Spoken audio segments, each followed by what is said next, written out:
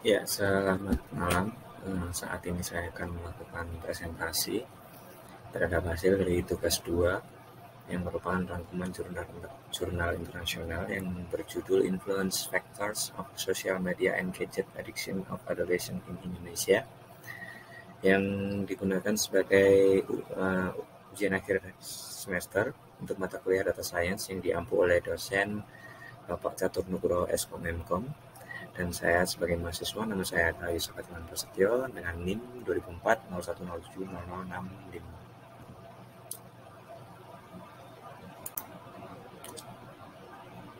0065. Berikut adalah sedikit perkenalan dari saya. Nama saya sekali lagi adalah Yusuf Fatiman Prasetyo. Saat ini saya adalah seorang mahasiswa dari program studi informatika Universitas Siber Asia, dan saya juga adalah seorang PMI yang saat ini bekerja di Korea Selatan. Dan inilah hasil rangkuman saya dari jurnal internasional tersebut yang sudah saya alih bahasakan ke bahasa Indonesia, dan saya rangkum dalam bahasa Indonesia yang kemudian saya bagi dalam beberapa bagian atau objek penelitian dan juga yang lainnya. Dan berdasarkan objek penelitian, jurnal ini dibuat oleh beberapa mahasiswa dari ITB yang ingin mengetahui seberapa besarkah pengaruh dari media sosial dan gadget terhadap kecanduan konten dewasa di Indonesia. Objek penelitian yang dimasukkan dalam jurnal tersebut adalah anak-anak muda Indonesia, baik laki-laki maupun perempuan. Kemudian, apabila kita lihat berdasarkan masalah penelitian, maka masalah yang timbul yang diketahui dalam jurnal tersebut adalah menentukan sampling yang tepat untuk pengumpulan data dan kemudian dilakukan analisis sehingga bisa ditentukan seberapa besar pengaruh dari sosial media dan gadget terhadap kecanduan konten dewasa.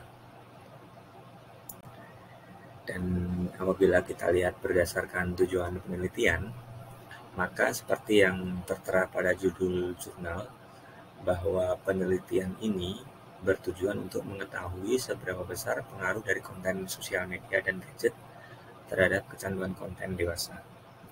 Karena tidak dapat dipungkiri bahwa dengan semakin meluasnya penggunaan sosial media di tengah masyarakat dan disertai dengan kemajuan gadget, semakin juga memudahkan arus informasi baik itu yang positif maupun negatif bisa diterima oleh masyarakat. Hal ini berpengaruh terhadap kehidupan sosial masyarakat dan juga bisa mempengaruhi kinerja seseorang dalam suatu lingkungan pekerjaan. Dan berdasarkan tujuan penelitian juga diketahui bahwa pengaruh yang ditimbulkan dari kecanduan konten dewasa ini bisa menyebabkan banyak permasalahan apabila tidak dilakukan filter ataupun pencegahan dari kita sebagai orang tua ataupun lingkungan masyarakat. Dan beberapa masalah itu atau pengaruh dari kecanduan tersebut bisa timbul dengan banyaknya pelecehan seksual, bullying, hingga penurunan kinerja terhadap seseorang karena terlalu sering membuka sosial media sehingga tidak fokus dengan pekerjaan. Dan kemudian apabila kita lihat berdasarkan metode penelitian yang diambil dari jurnal tersebut adalah jurnal tersebut menggunakan metode penelitian dengan analisis data yang berdasarkan data statistik.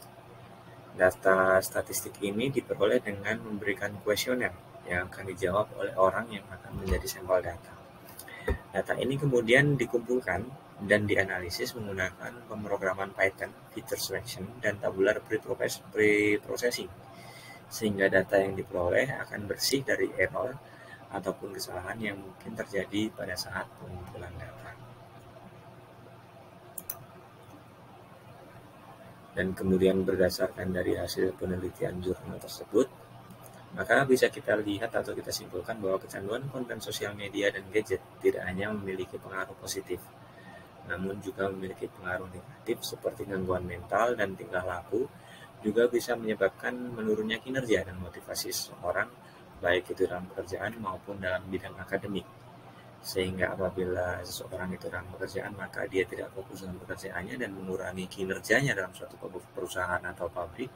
Dan apabila itu seorang siswa, maka itu akan menurunkan prestasi atau kinerja dia dalam pendidikannya, sehingga dia tidak maksimal dalam pendidikannya.